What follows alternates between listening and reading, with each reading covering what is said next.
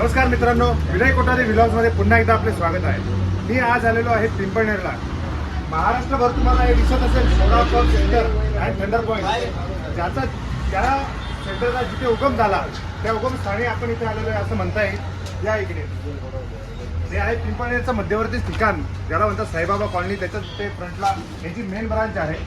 हे आहे सोडा pub centre आणि याचे धरता ओनर पेटंट ज्यांच्या नावावर आहे असं म्हणता येईल. मिस्टर भूषण भाऊ आपल्या सोबत आहे. यांनी एक अतिशय कल्पकतेने जो एज्युकेशन इम्प्लिमेंट करत अतिशय छान असा वावगा प्रयोग केला असं म्हणता येईल. लोक म्हणतात की बिझनेस आहे, बिझनेसमध्ये करायचं की नाही करायचं, रिस्क घ्यायची की नाही याची याचं जिवंत उदाहरण. जॉब चांगला चालू असताना जॉब सोडून या मुलाने स्वतः एक रिस्क घेतली आणि स्वतः एक प्रोडक्ट डेव्हलप केलं आणि आज या प्रोडक्टचे ते फ्रँचायझी देत आहेत. अशा महाराष्ट्रभर या तुम्हाला दुकानाच्या इथे आता शाखा झालेल्या दिसतील आणि त्यात ह्या शाखेचं जिथे उगमस्थान झालं, जिथे ॲक्च्युली तयार झाली ही पहिली ब्रांच ही. आणि त्याचे ओनर आणि त्याचे फाउंडर मिस्टर भूषण कोठारे आपल्यासोबत आहे. आपण त्यांच्याशी गप्पा मारूया आणि या इंटरव्ह्यूच्या माध्यमातून मी नक्की तुम्हाला गॅरंटी देतो, एक भावी उद्योजक किंवा जे होतकरू मुलं आहेत त्यांनी याच्यात शिकून मोटिवेशन घ्यावं आणि अशीच काहीतरी रिस्क घेऊन तुम्ही क्रांती करावी अशी मी आशा करतो. भूषण भाऊ, तुम्हाला सोडा कल्पना कशी सुचली आणि काय तुम्हाला असं मनात वाटलं की आपण चालू करावं? कल्पना सर आपल्या पुण्याला असताना आपल्याला वाटलं काहीतरी करावं नोकरीपेक्षा. त्याला बिझनेसमध्ये काहीतरी करत असताना आम्ही पुण्यात एक छोटी आमची ब्रँच चालू केली सोड्याची. ओके. त्याच्यातनं काही प्रोडक्ट आपले स्वतःचे डेव्हलप करून आज आपण फ्रँचायझी मॉडेलपर्यंत आलेलो आहे. इथपर्यंत आपला हा प्रवास आहे. एक्झॅक्टली. यांचा भूषण भाऊंचा हा जो प्रवास आहे ना मित्रांनो, मी फार इनिशियल स्टेजपासून पाहत आलेलो आहे. कारण की मी ज्या गावचा आहे त्याच गावचे भूषण भाऊ पण आहेत आणि आज खरंच मला अभिमान वाटतो की मी भूषण भाऊच्या गावाचा आहे असं म्हणायला पण वावगं ठरणार नाही. आणि याच्याच तुम्हाला जे असं म्हणतात, आता भूषण भाऊ किती फ्रँचायझी आपल्या आता पूर्ण महाराष्ट्रात 13 फ्रँचायझी. 13?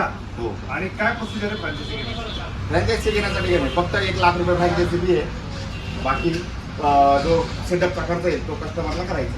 कस्टमरला करायचा. हो. आणि साधारण किती खर्च आहे सर? 10 लाख रुपये. 10 लाख. आणि मनी बॅक गॅरंटी जेव्हा काय असतं त्याचं म्हणतात तुम्ही आता? 100% मनी बॅक गॅरंटी. अच्छा. प्रॉडक्ट कसं एवढं दमदार आहे तुमचं? प्रॉडक्ट आमच्या क्वालिटीची गॅरंटी आम्ही घेतो. प्रोडक्टची याची गॅरंटी तुम्ही देईल. त्या बात. सो इथे बघा, फ्लेवर बघा तुम्ही, N नंबर फ्लेवर्स आणि आय थिंक तुम्हीच बनवलेले फ्लेवर्स आहे बरोबर? स्वतःच आहे. येस. आता हे बघा इथे स्वतः त्यांचे म्हणता येईल फॅक्टरी. आता हे काय म्हणताय तुमचं? लिंबू कट. अच्छा, लिंबू कट होत आहेत. आणि याच्यातून कोणते कोणते फ्लेवर बनतील? आपल्याकडे टोटल 80 प्रकारचे फ्लेवर आहेत. अच्छा, 80 प्रकारचे फ्लेवर? 80 प्रकारचे सोड्यामध्ये? हो, सोड्यामध्ये. क्या बात आहे. आणि N नंबर ऑफ फ्लेवर्स तुम्ही लावलेले दिसू शकता. सोड्याबरोबर अजून काय देतात तुम्ही? सोड्यामध्ये आपल्याकडे आईस्क्रीम आहे, कोल्ड कॉफी आहे. अच्छा. आता कोणता तुमचा रनिंग सोडा कोणता आहे? आपला रनिंग फ्लेवरमध्ये मोजिटो, नागपुरी ऑरेंज. एका क्लासिकच्या एका प्रतिष्ठित अशा हॉटेलमध्ये गेलो होतो. तिथे मित्रांनो मोजिटोची मी किंमत मोजलेली आहे 350 रुपये. बरं का दादा? किती? 2 मिनिटात नंतर बोला. 350 रुपयात मी मोजिटो प्राइस बनवलेली आहे. तुम्ही किती विचारतो? मोजिटो आपण बघणार आहोत प्लीज. हा आता बनतोय मोजिटो. आपण मसाला टाकला. काय बनवलं याच्यात? आपल्या स्वतःची रेसिपी आहे मसाला. अच्छा, रेसिपी स्वतःची. हा, हे काय आहे? हा मसाला. आधी याच्यात काय टाकले तुम्ही? लिंबू टाकले. Okay okay. हा म्हणजे हे तुमचा हा लिक्विड आहे पुदिना लिक्विड. ओके.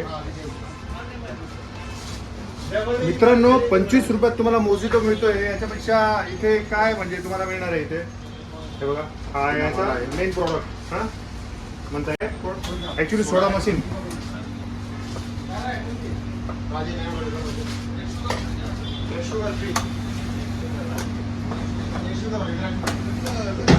अतिशय प्रसिद्ध अशी त्यांचं हा प्रॉडक्ट म्हणता येईल.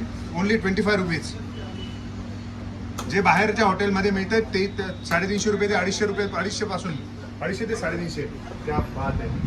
हा झालेला आहे पूर्ण मोजिटो तुमचा तयार आणि याची प्राइस आहे फक्त 25 रुपये. आता मी हा टेस्ट करून बघणार आहे मित्रांनो, कारण की मी लास्ट रिसेंटलीच आता एका आठवड्यापूर्वी एका प्रतिष्ठित अशा हॉटेलमध्ये पिलेला आहे 350 रुपये देऊन. आता मी हा फक्त 25 रुपयाचा मोजिटो.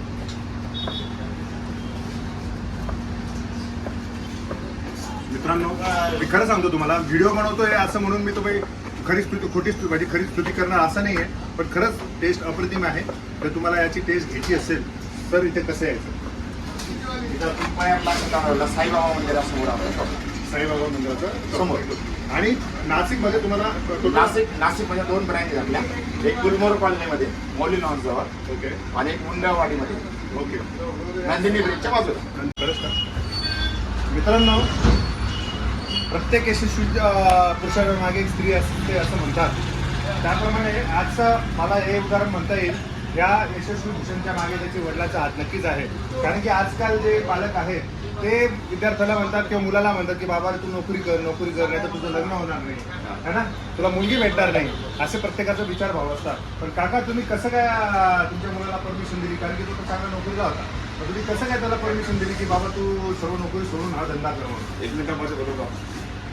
1 मिनिटं म्हणजे पुण्याला असताना तो नोकरी करत होता, त्याला सांगितलं नोकरी कर बुवा. हां. तो मग बिझनेस करायला लागला. अच्छा, तुम्ही त्याला सांगितलं नोकरी कर. हां. हा? बरं, मग नंतर लग्नाच्या अपेक्षा फार मोठ्या असतात मुलींच्या.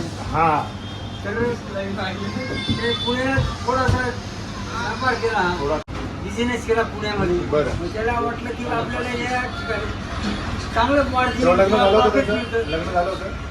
लग्न झालेलं नव्हतं त्यावेळेस. नव्हतं झालं. ओके म्हणजे पुण्याला असताना बिझनेस मध्ये असताना लग्न झालेलं होतं. बरं. मग नोकरी करत असताना त्याचा विवाह झाला. हा, मग नोकरी करत असताना विवाह झाला. झाला नोकरी करत असताना विवाह हा. झाला. तर बिझनेस सुरू होता. अच्छा, बिझनेस पॅरल करत होता. मग त्याने फुल टाइम जेव्हा तुम्ही सोडला त्याचा त्याने निर्णय घेतला तेव्हा तुम्ही त्याची काय रिएक्शन होते तुमची? मग ते जेव्हा आता नोकरीच करवत हा. हा बिझनेस करण्यापेक्षा हा.